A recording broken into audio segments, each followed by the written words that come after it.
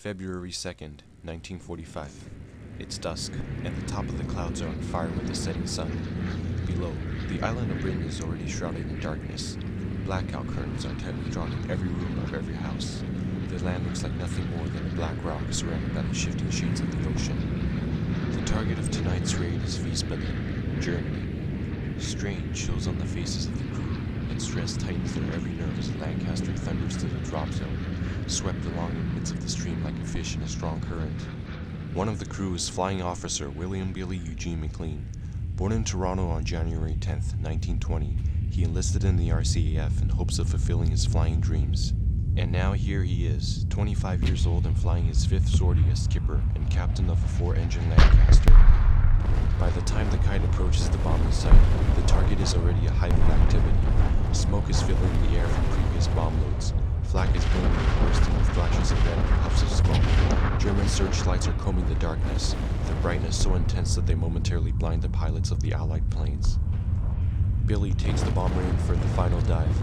Once the bomb load is released, he pulls the kite away from the chaos. But suddenly, the searchlights find the Lancaster, and the giant kite is caught in the air like a deer caught in a glare of headlights. Temporarily blinded by the brightness, Billy is unable to make the maneuvers and corkscrews that are necessary to break the light's contact.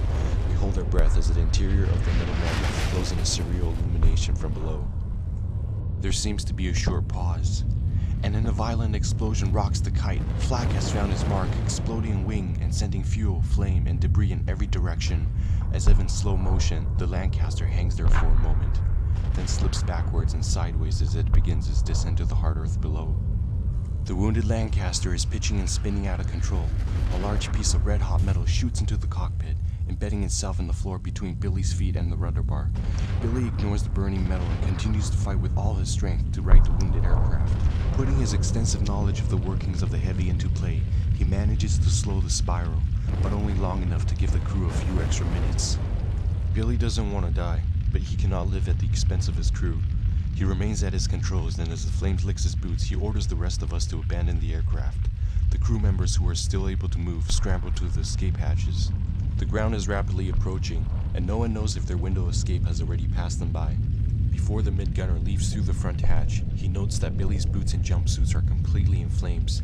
Yet despite this, the skipper remains focused, still fighting to keep the kite steady by pulling the nose up as high as he can so that as many crew members as possible have a chance to bail out.